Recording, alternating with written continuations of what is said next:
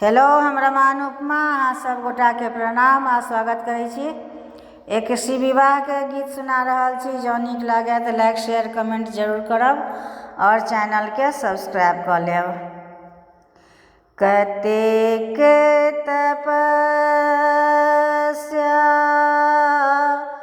केलनि भवानी, तब जाके मिललनि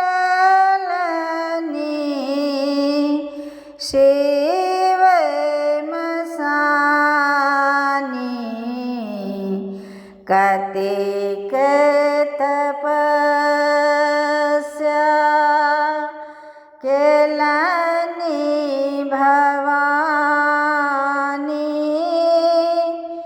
तब जाके मिललनि शिव मसानी।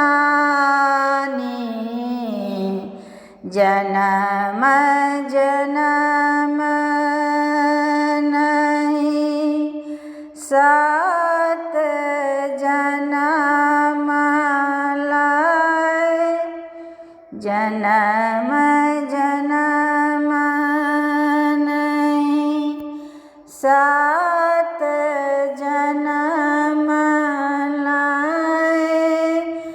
मिलनि उमा शिव महारानी। कतेक तपस्या केलनि भवानी,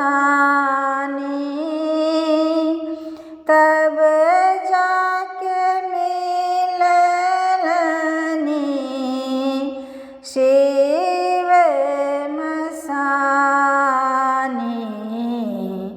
अंग भस्म शिव धुनि रमौले, चलला बसहा पर ब्याह रचाने। भूत प्रेत बरियाती संग में, जोगिन सब नाच नचावे। कतेक तपस्या केलनि भवानी, तब जाके मिललनि शिव मसानी। देखी मैना अद्भुत बराती, कोना करती गौरी दुलारी।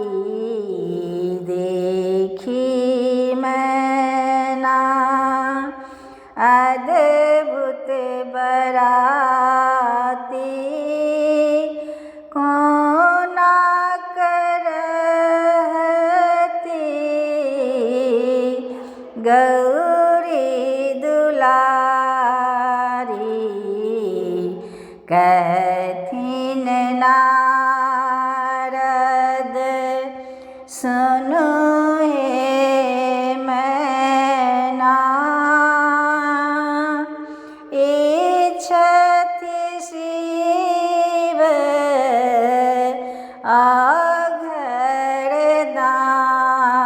अघरदानी। शुभ शुभ ब्याह रचाऊ, उमा रहती हरदम हरसाई। कतेक तपस्या केलनि भवानी, तब जाके मिललनि शिव मसानी। कतेक